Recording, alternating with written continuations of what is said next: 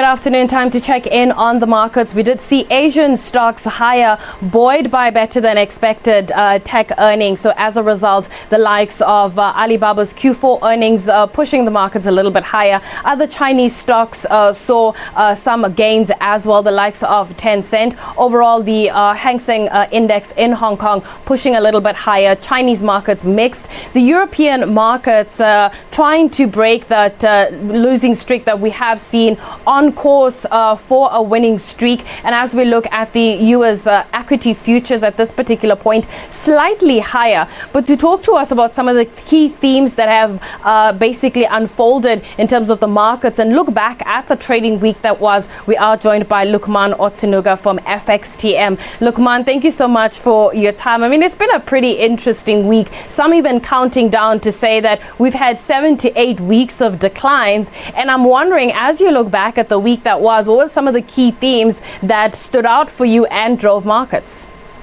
For having me here. Tell me about it. It's been another eventful week for markets with inflation jitters, recession fears, geopolitics and earnings placing investors another emotional roller coaster ride. There are three themes that really stood out to me. The first was a weaker dollar, the second was a flexible Fed, and finally the notable rebound was seen in equity markets. The dollar kicked off the week on negative note after the comments last week by Biden on the possibility of removing Chinese tariffs boosted the risk on mood. The minutes we saw this week from the Fed's latest minutes revealed that the Fed could actually be open to pausing interest rates despite the aggressive stance that they've been holding. And it looks like equity bulls have been thrown a lifeline in the form of upbeat earnings.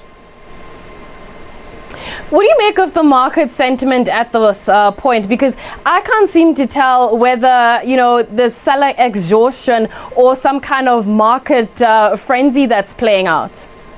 That's the $1 million question. Is this a true rebound or another dead cat bounce? Sentiment has somewhat improved due to the minutes which signaled that the Fed may be less hawkish than markets anticipated. However, though, the upside momentum may face various headwinds. The fact that the key fundamental themes weighing on sentiment still remain present. We have to keep in mind that we've still got inflation concerns, the COVID-19 developments in China, and lingering recession fears still in the year. I think there'll be a close look at economic data moving forward to really determine whether equity bulls are truly back in town or this is just another fake bounce before a steeper decline for the second half of 2022.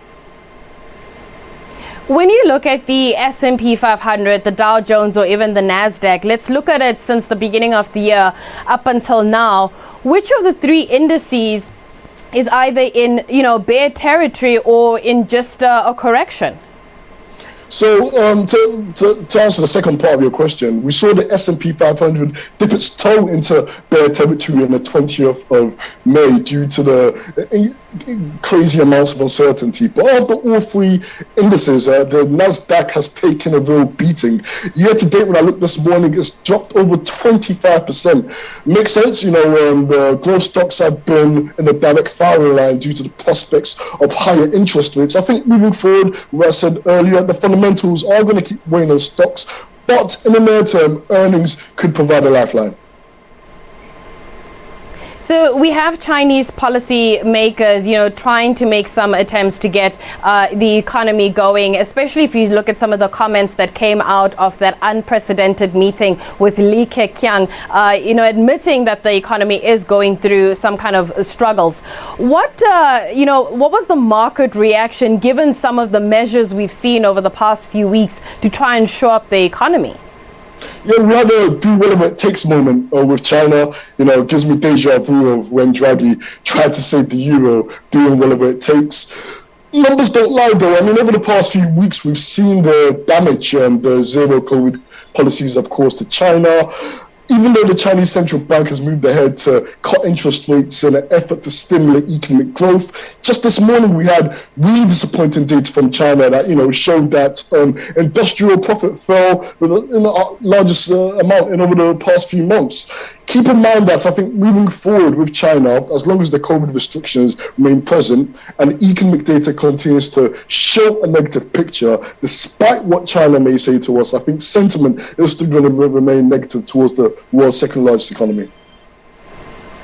As we wrap up the week and go into next week, what are some of the key events that you're paying attention to? Well, the first one is off markets in the UK. We've got a bank holiday on Thursday and Friday, so I'll be enjoying myself. Monday is also a bank holiday for US markets, which are closed due to Memorial Day.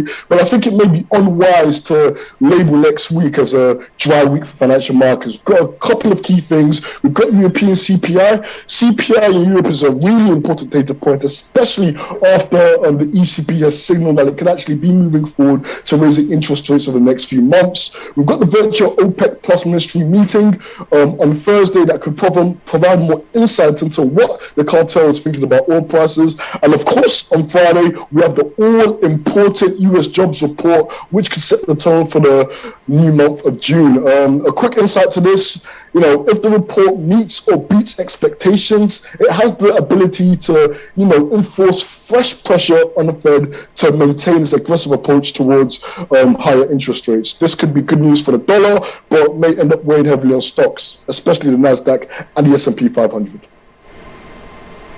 All right, Lukman, let's leave it there. And of course, next week, we will be keeping you up to date when it comes to South Africa's earnings season. We have the likes of famous brands coming on the show to give us an update in terms of what we can expect from them. And also a few other earnings as well that will be coming out next week that we will unpack for you in greater detail. That is it for me. We're going to take a quick break. And when we come back, we'll have more market news.